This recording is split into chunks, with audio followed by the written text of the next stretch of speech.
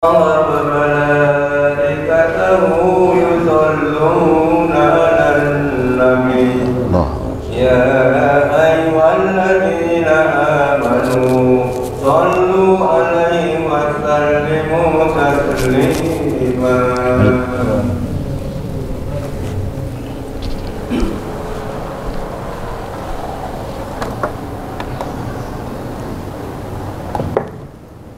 Assalamualaikum warahmatullahi wabarakatuh. Allahu Akbar, Allahu Akbar, Allahu Akbar, Allahu Akbar. Asyhadu an la ilaha illallah.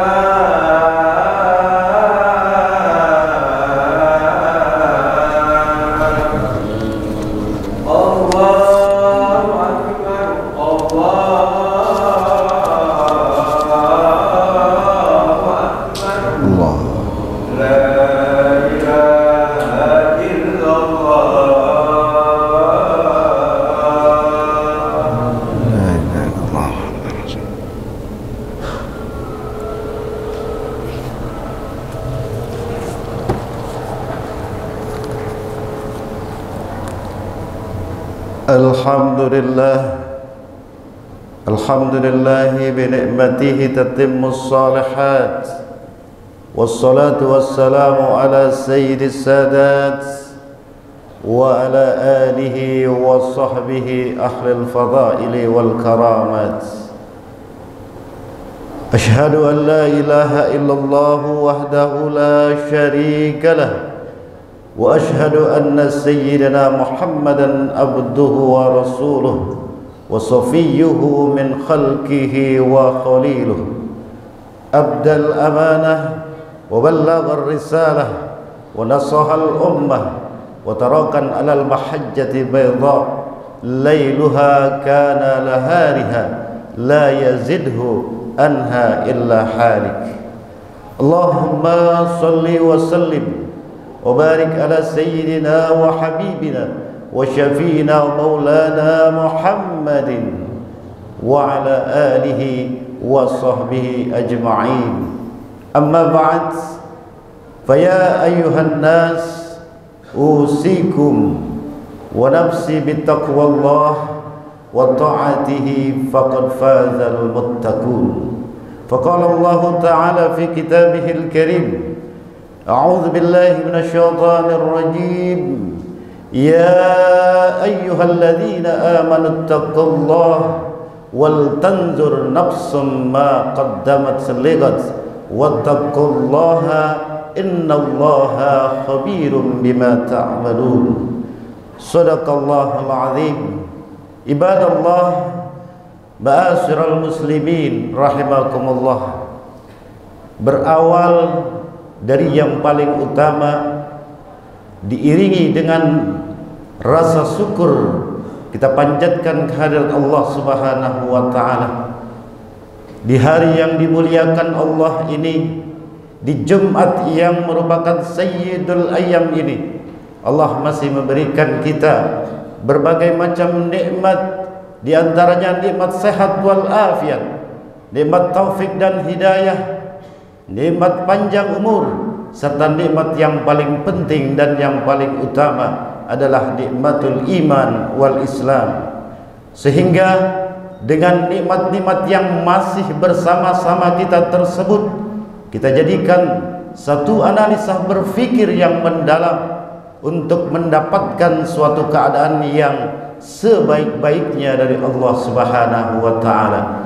Secara jernih kita berpikir dari mana kita diciptakan, untuk apa kita diciptakan, dan akan kemana kita dikembalikan oleh Allah Subhanahu wa taala.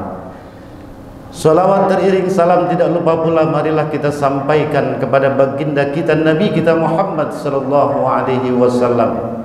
Kita yakin suatu saat dalam etapa perjalanan akhir dunia ini kita berharap mendapatkan suatu pertolongan dari baginda kita Nabi kita Muhammad sallallahu alaihi wasallam melalui janji Allah dengan kalimat yasfa syafa'atan.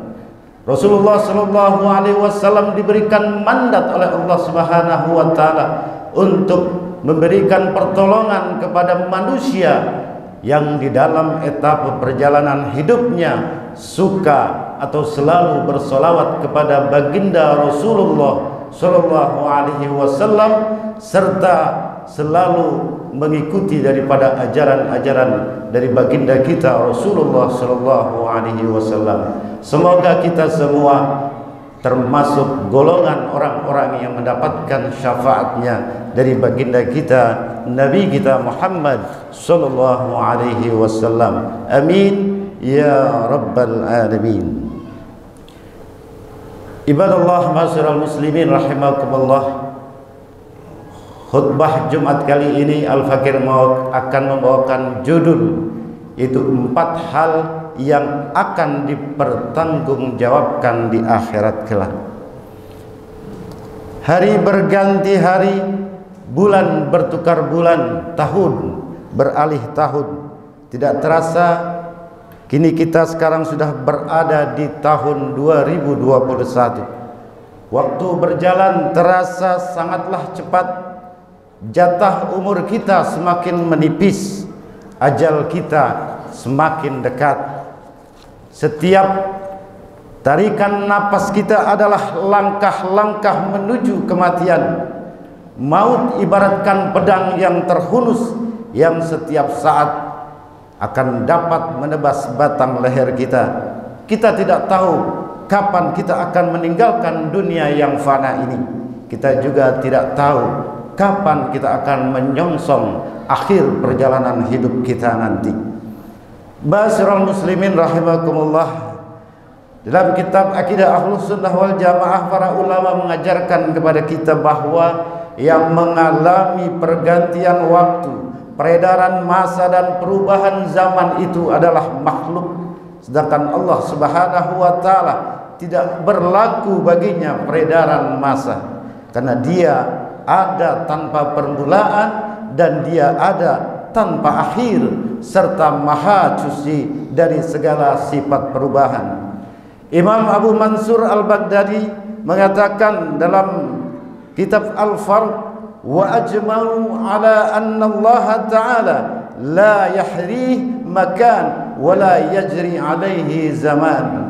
Artinya golongan Ahlus Sunnah sepakat menyatakan bahwa Allah tidak diliputi oleh tempat dan tidak dilalui oleh peredaran masa. Dalam kesempatan khutbah ini, khatib akan mengajak kita untuk bermuhasabah, untuk merenung sebagaimana sabda baginda Rasulullah sallallahu alaihi wasallam. Faqala Rasulullah sallallahu alaihi wasallam, la tazulu qadama 'abdin yaumal qiyamah hatta yus'ala an arba'. Artinya tidak akan bergeser kaki seorang hamba pada saat hisabnya di yaumul qiyamah nanti sebelum dia ditanya mengenai 4 hal. Yang pertama kata Nabi, an umrihi fima afnah. Umurmu kamu gunakan atau kamu habiskan untuk apa? Yang kedua, wa an jasadi bima aflah, jasadmu kata Nabi untuk apa kau gunakan? Wa amalihi min aina wa an amal ilmihi madza amila fi, ilmumu apakah telah kamu amalkan? Dan yang terakhir, wa an malihi min aina tasabah wa fina anfaqah, hartamu dari mana engkau peroleh dan dalam hal apa kamu belanjakan. Ma'asyiral muslimin rahimakumullah, perkara pertama yang akan dipertanggungjawabkan pada hari kiamat kelak adalah, kata Nabi, umur kita. Sejak kita menginjak usia balik, seluruh apa yang kita yakini, apa yang kita ucapkan dan apa yang kita perbuat akan kita pertanggungjawabkan kelak di akhirat. Jika kita telah melakukan seluruh kewajiban dan menjauhi diri kita dari semua yang diharamkan, maka kita akan selamat. Namun sebaliknya, jika tidak, maka kita akan binasa dan merana. Yang kedua, kata Nabi, apa yang akan ditanya yaitu mengenai jasad kita. Seluruh anggota badan kita selama hidup di dunia kita gunakan untuk berbuat taat kepada Allah, maka kita akan senang dan beruntung. Namun sebaliknya, jika kita menggunakannya untuk bermaksiat kepada Allah, maka kita akan merugi dan buntung. Setiap anggota badan kita berpotensi melakukan dosa dan maksiat. Karenanya wajib bagi kita untuk menjaga hati, menjaga mata, menjaga hidung, menjaga telinga dan lisan, menjaga tangan, menjaga perut, bahkan menjaga kelamin serta kaki dan seluruh anggota badan kita dari setiap perbuatan yang bertentangan dengan ketentuan syariat Allah Subhanahu wa taala. Inna sam'a wal absara wal fuad kullu ulaika kana anhu mas'ula. Sesungguhnya pendengaran, penglihatan, hati atau perasaan semua akan diminta pertanggungjawabannya di hadapan Allah Subhanahu wa taala. Yang ketiga, kata Nabi, kita akan ditanya mengenai ilmu kita. Kita akan ditanya apakah kita telah mempelajari bagian ilmu agama yang wajib untuk kita pelajari atau tidak. Dan jika kita telah mempelajarinya, apakah sudah kita amalkan ataukah tidak. Ilmu agama yang wajib adalah seperti dasar-dasar ilmu akidah, hukum-hukum dasar terkait bersuci, sholat, berzakat bagi yang mampu, puasa, kewajiban hati, maksiat anggota badan dan lain sebagainya. Sebagaimana dalam sebuah hadis yang diriwayatkan oleh Abu Nuaim, wailul liman la ya'lam wa wailul liman 'alima summa la ya'mal. Sungguh sangat celaka orang yang tidak belajar ilmu agama yang wajib, namun sungguh sangat celaka orang yang mempelajarinya tetapi dia tidak mengamalkannya. Yang keempat, kata Nabi, kita akan ditanya mengenai harta. Dari mana kita memperolehnya dan untuk apa kita belanjakan. Dalam masalah harta, manusia terbagi menjadi 3 golongan. Yang 2 celaka dan yang 1 selamat. Golongan yang celaka pada hari kiamat adalah mereka yang mengumpulkan harta dengan cara yang haram atau dari sumber yang haram, dan mereka mengumpulkan harta dengan cara yang halal tapi membelanjakannya untuk hal-hal yang diharamkan Allah. Sedangkan golongan yang selamat adalah mereka yang mengumpulkan harta dengan jalan yang halal dan membelanjakannya untuk perkara-perkara yang halal. Sebagaimana sabda Rasulullah sallallahu alaihi wasallam, ni'mal malus salih lirrajulis salih. Sebaik-baik harta adalah harta orang-orang yang soleh. Karena apa? Karena orang yang soleh akan mencari harta dengan cara yang halal dan membelanjakannya pun untuk hal-hal yang dihalalkan oleh Allah Subhanahu wa taala. Ma'asyiral muslimin rahimakumullah. Demikianlah khutbah yang singkat ini. Mudah-mudahan bermanfaat dan dapat menuntun kita menjadi pribadi-pribadi yang soleh dan untuk menuju kehidupan yang lebih baik, yang penuh barakah. Amin ya Allah ya rabbal alamin. A'udzu billahi minasyaitonir rajim. Bismillahirrahmanirrahim. Wal 'ashr innal insana lafi khusr illa alladhina amanu wa 'amilus solihat wa tawassaw bil haqqi wa tawassaw bis sabr. Barakallahu li wa lakum fil Qur'anil 'azim wa nafa'ani wa iyyakum bima fihi minal ayati waz zikril hakim wa taqabbala minni wa minkum tilawatahu innahu huwal ghafurur rahim. Allahumma shalli ala sayyidina Muhammad. Allahumma shalli ala sayyidina Muhammad. Allahumma shalli ala sayyidina Muhammadin wa ala alihi wa sahbihi wa sallim. Alhamdulillah, alhamdulillah hamdan katsiran kama amar